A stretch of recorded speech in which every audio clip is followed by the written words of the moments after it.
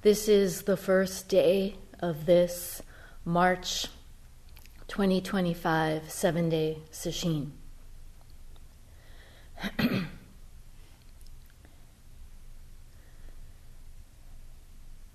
And it's a good time as any to remind you that practice involves intimacy. Intimacy with the breath, the koan, whatever it is that we're experiencing.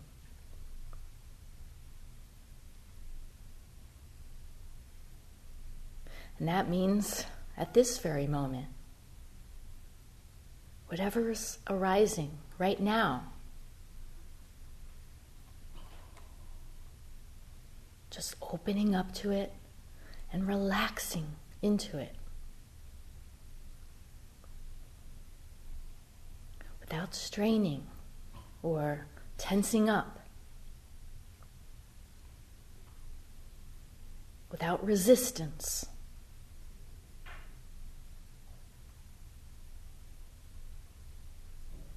And this being the first morning of sesshin, right now, it might be that you're feeling tired, irritable. Or maybe you're excited, energized. Or something else. It doesn't matter what it is.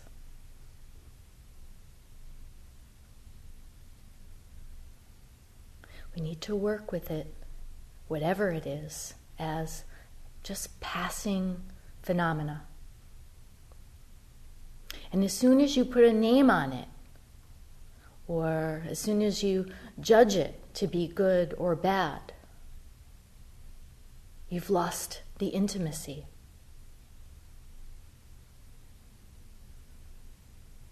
You've turned it into a thought.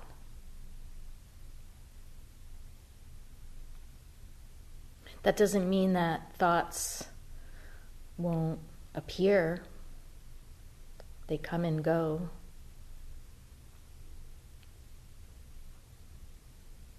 But it's just a mistake to think that our job is to control them. Our job is to let them be and keep returning to our practice.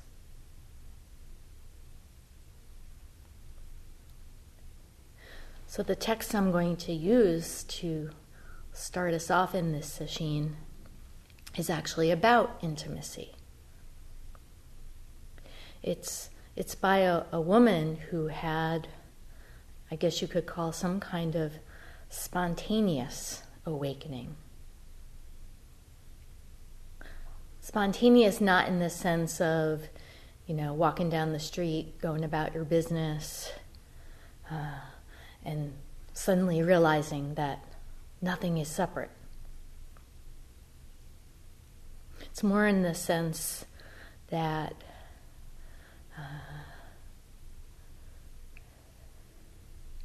spontaneity, in that she had no guidance. She didn't have a Zen practice. She didn't even know what it was. Never heard of it. She didn't have a teacher. She didn't have a sangha.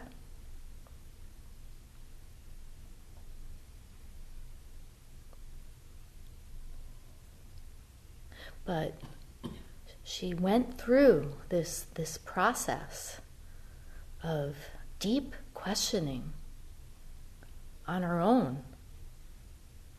And it just flowed gradually and organically.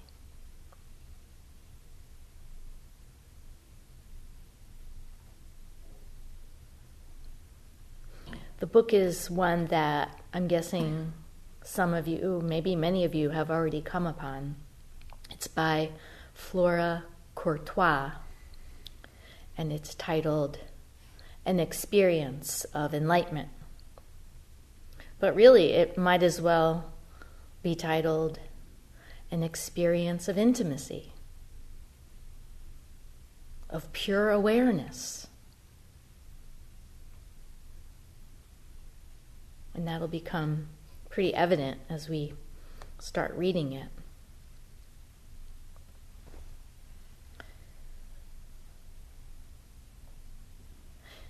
Of course, enlightenment is one of the pillars of Zen, the others being the teachings of the Buddha, the Dharma, and Zazen, practice.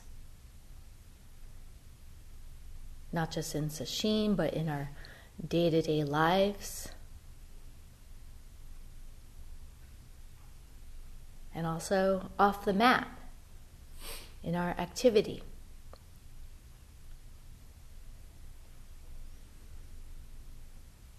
I actually really like the word intimacy better than enlightenment as it's come to be used. It seems to carry a lot of mental baggage. But that's based on thoughts, ideas, things we've read or heard. Can make it sound like some kind of otherworldly blockbuster event.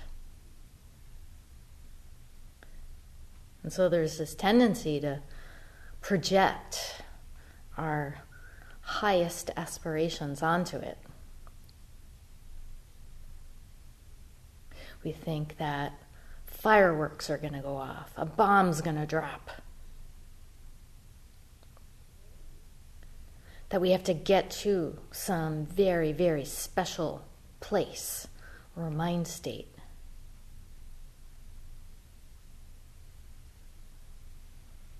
Some place where once and for all you won't feel any pain. Or you won't feel any anxiety or grief or anger or any number of feelings, emotions that we label as bad, unpleasant.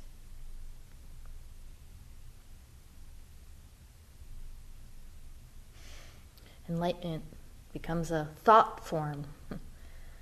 And this is a big part of our conditioning that we all have to work with.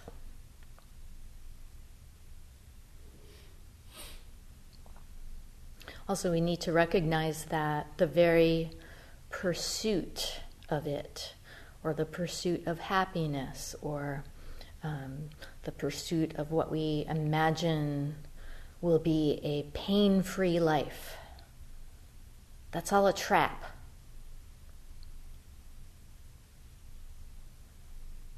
Not only is it unrealistic, but it's the very pursuing of that removes us from it. It removes us from the intimacy of the moment. Whatever's presenting itself.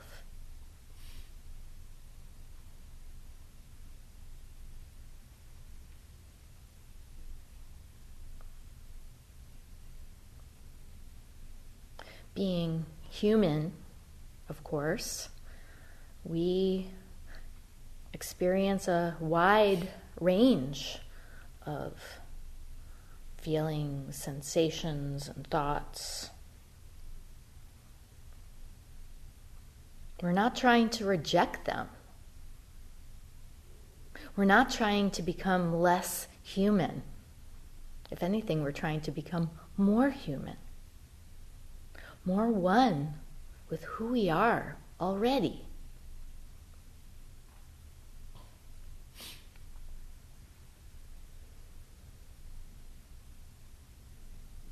So now let's turn to the text. There's an introduction that's authored by Yasutani Roshi, who was Kapla Roshi's teacher. And Yasutani Roshi first sets the scene by describing how he first came to meet Flora Courtois. And by the way, she was born in 1916, which was only 4 years before the 19th Amendment was passed, when women were given the right to vote. And then she died in 2000. So she experienced a lot of social change in her lifetime. When Yasutani Roshi met her, though, it was more than 25 years after she had what he affirmed to be a Kensho experience, an initial opening. Opening, that's another word I really like. It's a verb.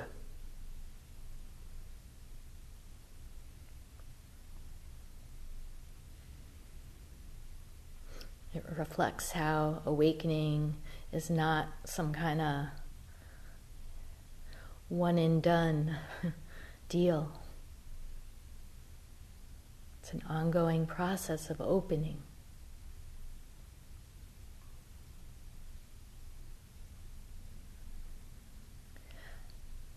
I'll just summarize the part where Yasutani Roshi gives this backstory on how they met.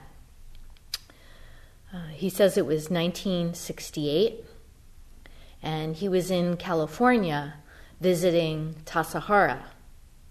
Tassajara is a mountain retreat center run by the San Francisco Zen Center. And on this trip, he was joined by Soen Nakagawa Roshi, whom Kapla Roshi also worked with for a period of time, along with several others. And by that point, Flora did discover Zen practice, and she was a member of the Los Angeles Zen Center. And she was a Sangha volunteer that drove this group to Tassajara from Los Angeles and back. And after the return trip, he says that she telephoned him and asked if they could meet at the Los Angeles Zen Center to talk about this experience she had had a long time ago. And so the two meet, and she relays her story, and that story is what comprises the text. And before I start that, first I want to read Yasutani Roshi's commentary on her experience. He says, "The true enlightenment of Buddhism is to realize the original self. It is common to all true enlightenment, regardless of race or country or time. Such enlightenment is not at all exclusive to a particular religion." So not only does one have to be Buddhist or of any religious identity, but have any particular identity at all. Not just race, ethnicity, socioeconomic class, sexual orientation, gender, nationality,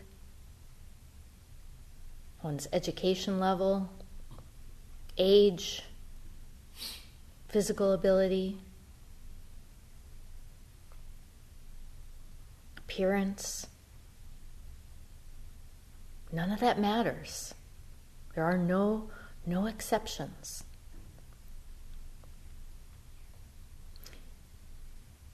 Yasutani Roshi goes on, he says, it is quite certain that everyone may attain Kensho as certainly Mrs. Courtois did, if only each would pursue wholeheartedly this search for the original self.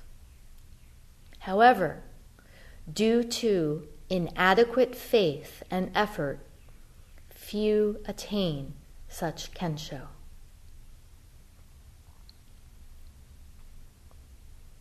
What does he mean by inadequate faith and effort? Well, for one, it doesn't apply to anyone in this sesshin.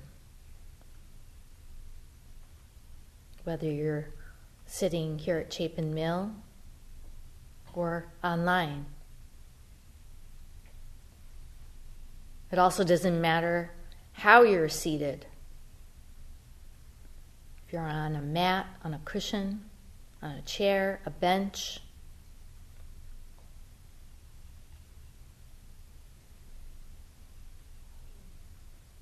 You wouldn't be in sesshin sitting more than 10 hours a day if you didn't have adequate faith and effort.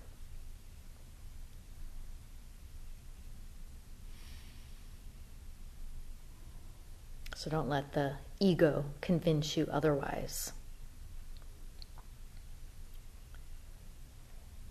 And this all ties to another 3 pillars of Zen: great faith, great doubt, and great determination.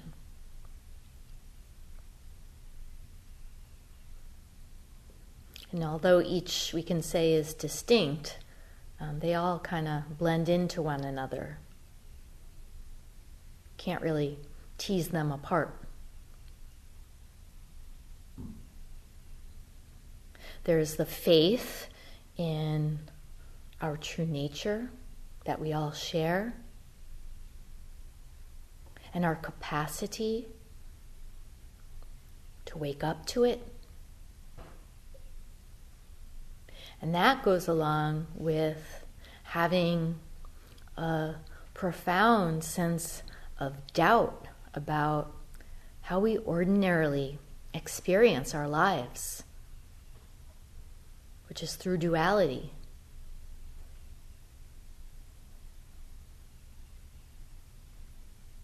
Self and other,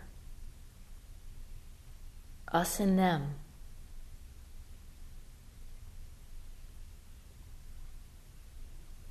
It causes us so much suffering.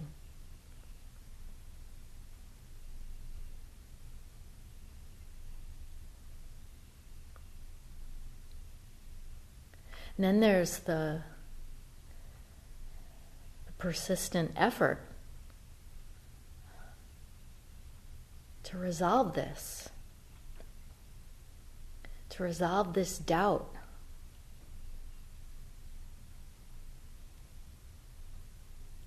We know. We feel it. But there's something more. Something that's beyond how we ordinarily experience our life. It's so close. Like one in water crying, "I thirst."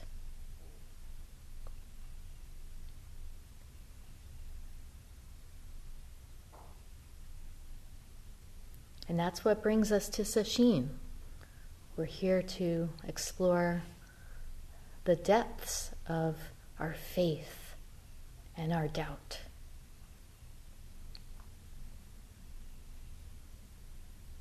So when Yasutani Roshi is referring to inadequate faith and effort, he's talking about something else. It has more to do with not trusting yourself and not trusting the method, the koan, or the breath practice, say.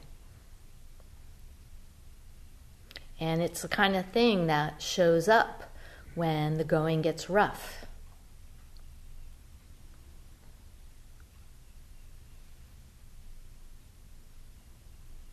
Why me?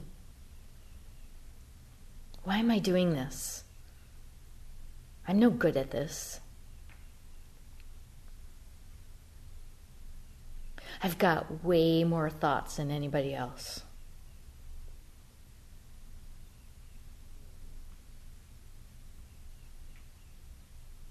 Why can't I be like so-and-so? Why do I keep signing up for sesshin? Again and again.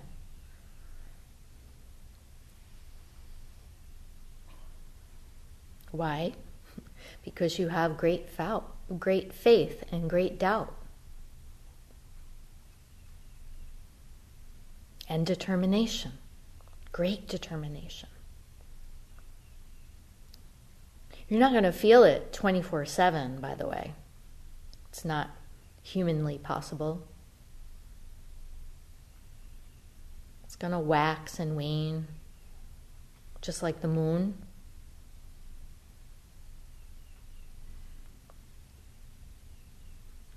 But the moon doesn't complain about it.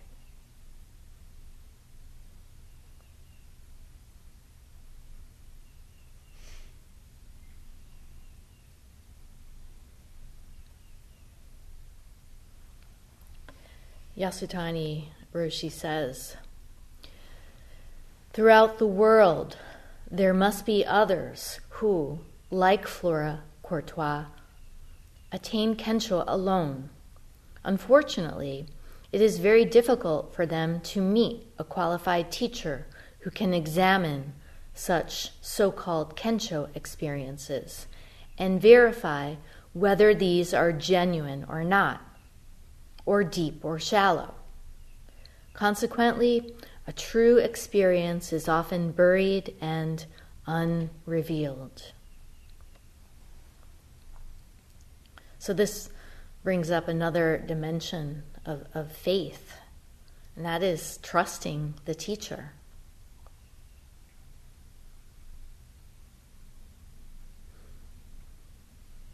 A good teacher is one who's not only going to encourage you,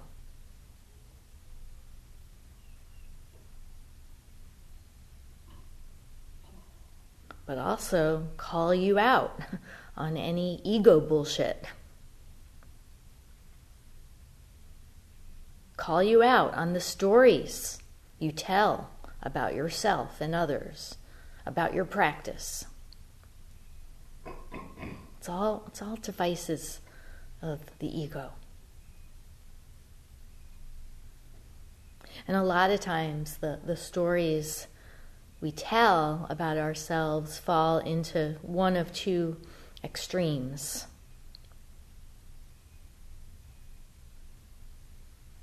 One is telling yourself that you're not good enough, that you're unworthy, that it's all beings without number except for you. And the other is telling yourself that you're the best Zen student that's ever lived.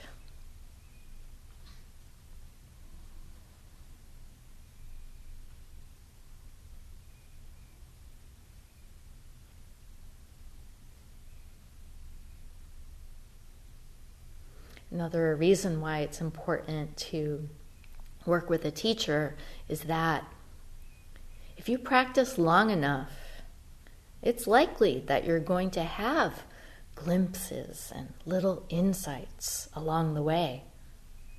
That's simply part of the journey. But if you don't have a teacher to help you put those in perspective, you can take it in all sorts of directions.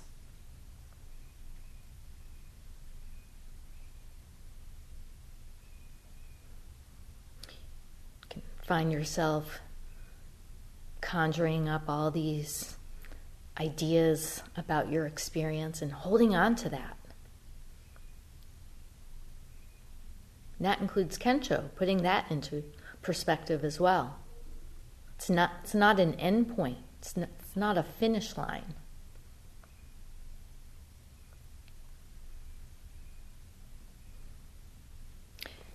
And Yasutani Roshi says about this, Kensho is only the first discovery of the original self. That is only a beginning. To deepen and clarify it, to establish its function in everyday life, requires never-ending practice. Again, it is even more difficult to meet a teacher able to guide one along this post-Kensho path. Therefore, among these rare Kensho flowers that bloom alone in the world, many must die without bearing ripened fruit.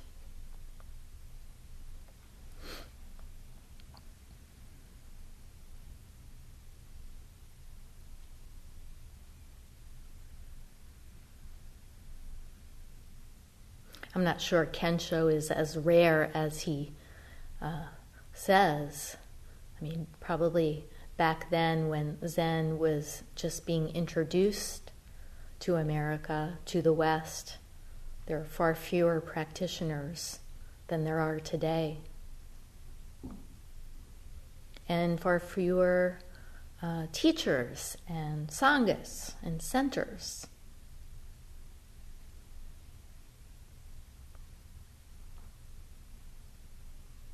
Kensho, of course, is a Japanese term, and it refers to an initial awakening experience.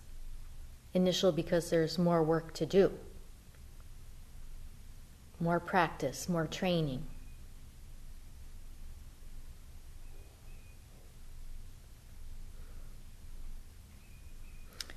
Roshi often says that a lot of people want to grab Kensho and run with it. And that was certainly my attitude when I took up practice. Just get it and move on to the next thing, whatever that is. And of course, that reflects a goal-seeking attitude. It also reflects this habit of chasing after happiness. Again, as if it's some kind of object or place. That's not who and where you are already.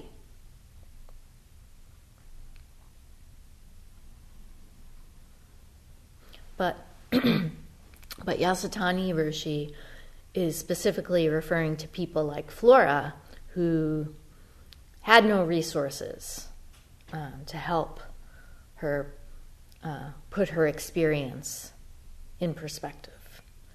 There are a lot of different scenarios that can happen. And without having a teacher as a mentor, you might, for example, abandon your practice altogether, thinking, I'm done.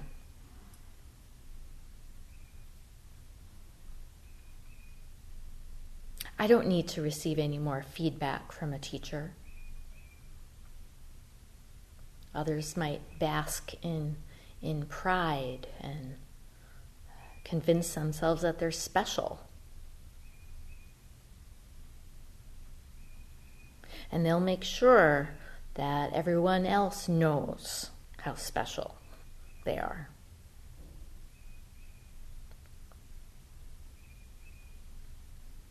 This is all to say that we need to let go of all our lofty ideas about enlightenment, about there being something to attain, about there being a finish line. There are peaks, but there are also valleys. There are highlands and lowlands, midlands, twists, turns, goes on and on.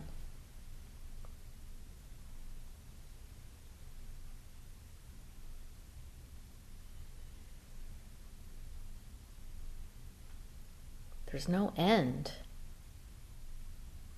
as far as I can tell. No one knows where the path goes. Not even teachers and ancestors know.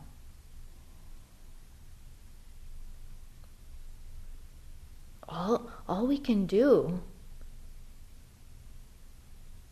is work from where we are right here. Just go. And keep going.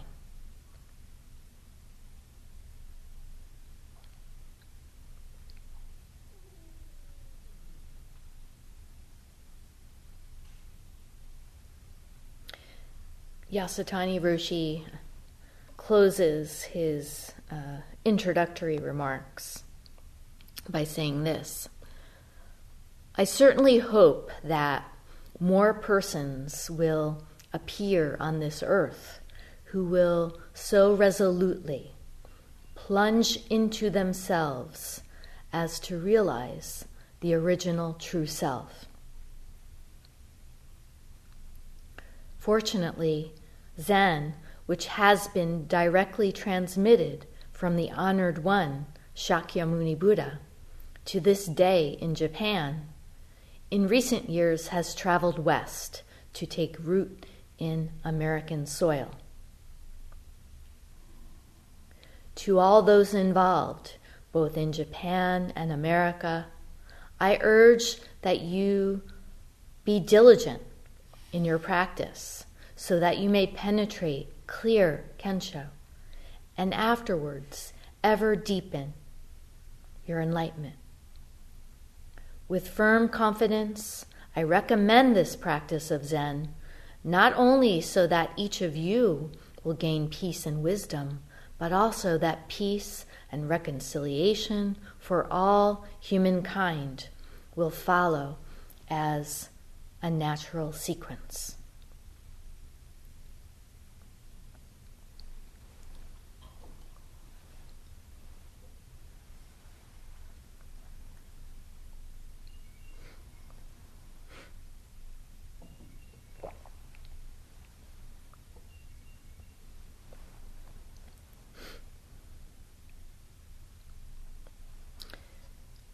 Okay, let's now turn to Flora Courtois' first-hand account. And again, keep in mind at this point she is reflecting back on something that had happened some 25 years ago.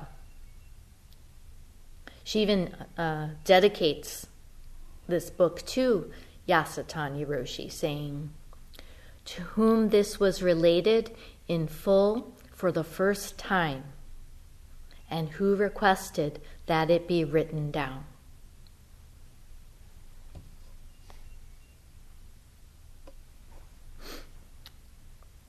She begins, "When and where does this story begin? It is difficult to say. Even now, I remember the feeling as a child, a small child, that all things about me, the people, the animals, trees and flowers, my dolls, my plate and spoon, all participated with me in one vivid reality. It was a family joke that I had to be spoken to several times to get my attention. So absorbed did I often become in listening and watching, in playing with my dolls, and later on in reading. Often I felt in magic communion with other living things."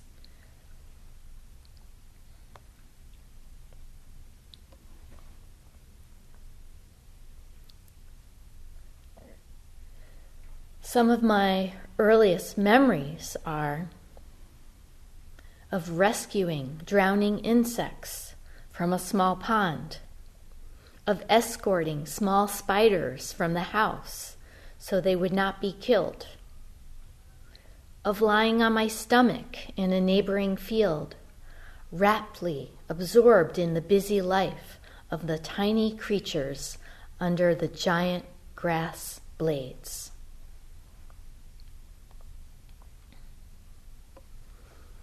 It sounds like her childhood was pretty idyllic, free of worldly concerns.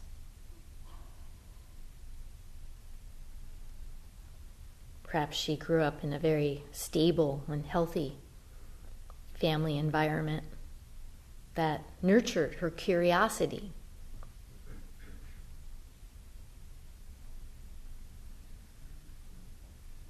Absorbed in just playing and exploring.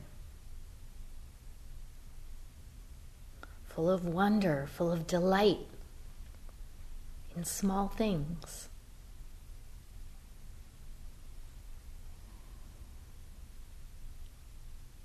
A child of that age doesn't need to be taught how to look directly. Doesn't know a thing. It just looks. Sees what's there without any expectations, judgments, theories.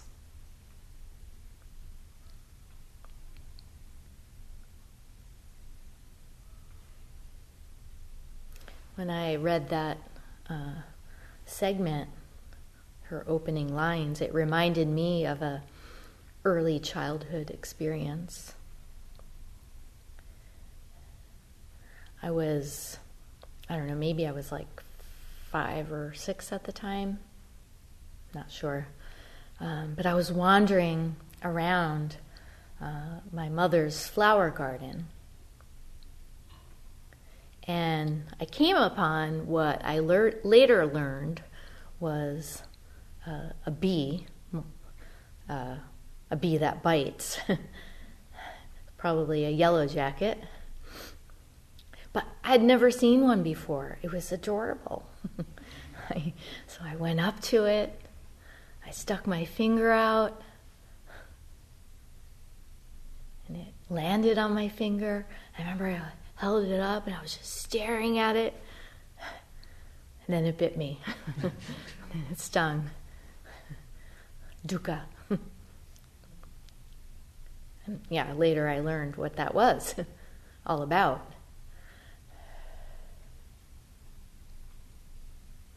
But yeah, the mind of a child is just pure amazement, awe.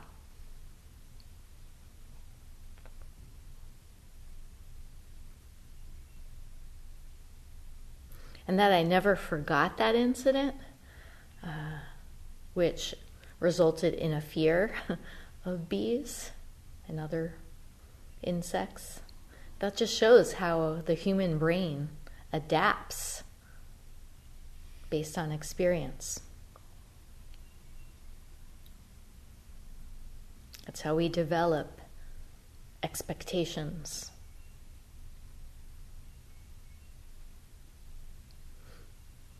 Children also have a natural compassion, and that was shown in Flora escorting the spiders to safety.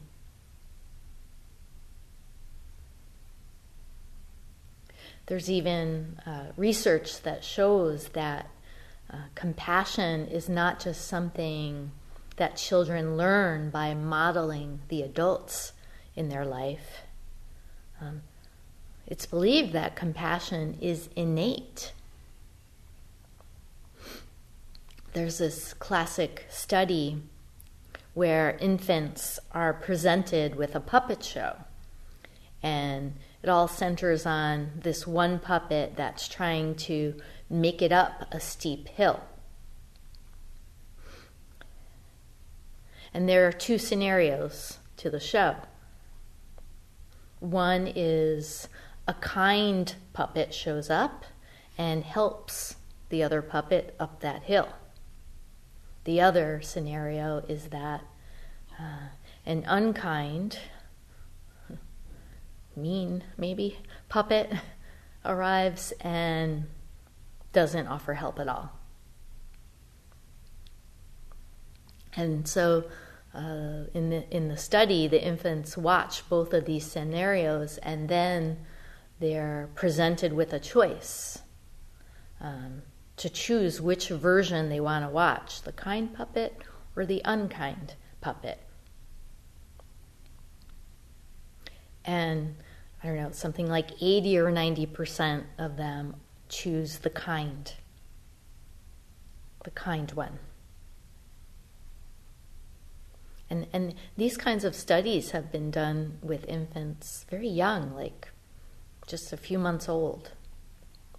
And the results supposedly are always the same, very similar. But then, as we develop, as we have new experiences, we go to school, we interact with our peers and other adults, we get exposed to media, we start to see the world differently.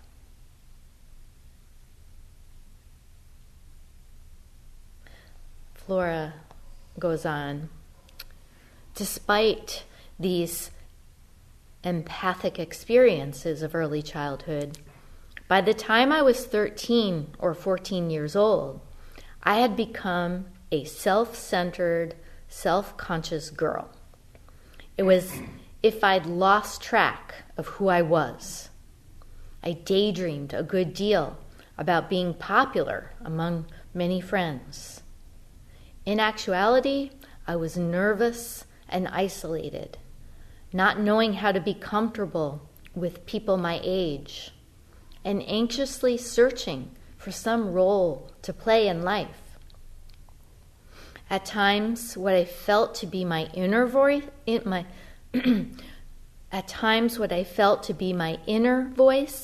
seemed to be trying to draw me away from the busy life and activities of my friends. It was as if I were of two minds. And this sometimes left me confused and unable to act at all. Probably these were normal adolescent feelings, intensified by the pressures of being ahead of my age and usual grade in school. So she must have been quite intelligent.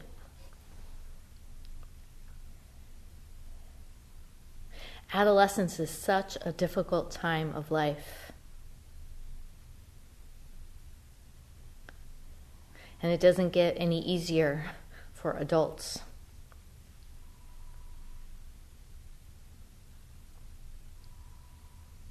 Of course, as we develop through all of our social interactions and support systems, we acquire an identity.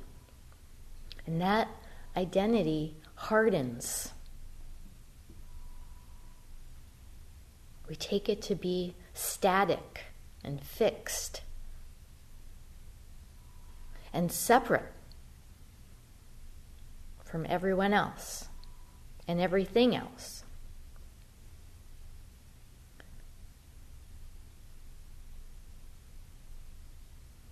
And what Flora describes about her teenage years, I'm sure everyone here can relate to that.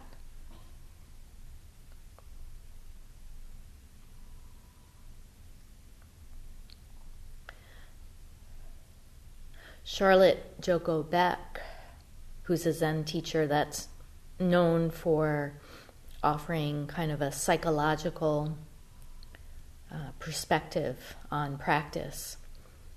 She uses the term core belief to refer to the way that we internalize all the feedback we receive in those developing years. And she says it often takes the form of negative judgments like, I'm not worthy, or I'm not good enough, I'm a victim,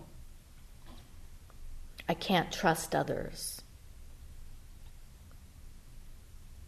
And it becomes a broken record, a story that we replay over and over.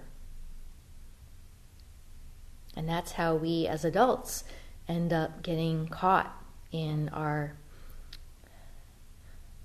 habitual emotional reactions and habits of thought.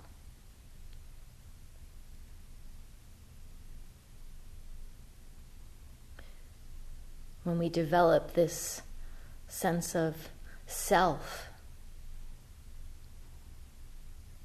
we think that life is something that's happening to us, coming from the outside, bearing down on us.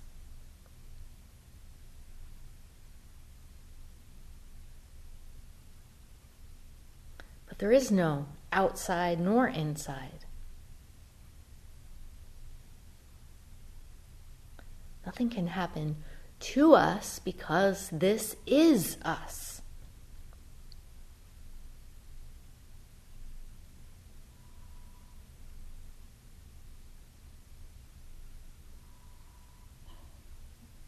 And we have this practice of Zazen to help us resolve this tension that we experience as inner and outer in conflict.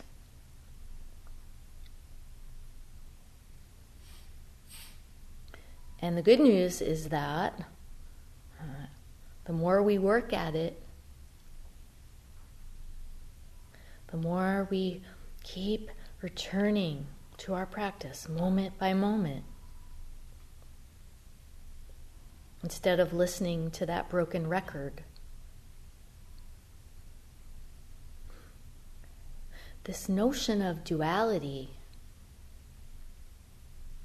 does start to dissolve. It loses the control it once had on us.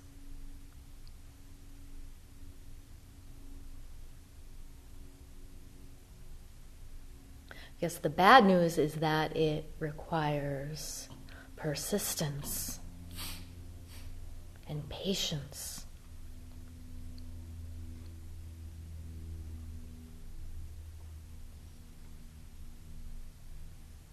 Without it, we end up just sliding right back into our old stories.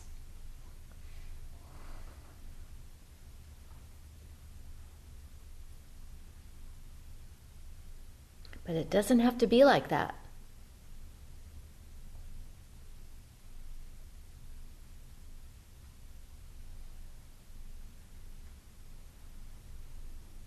There's everything to lose. Nothing to gain.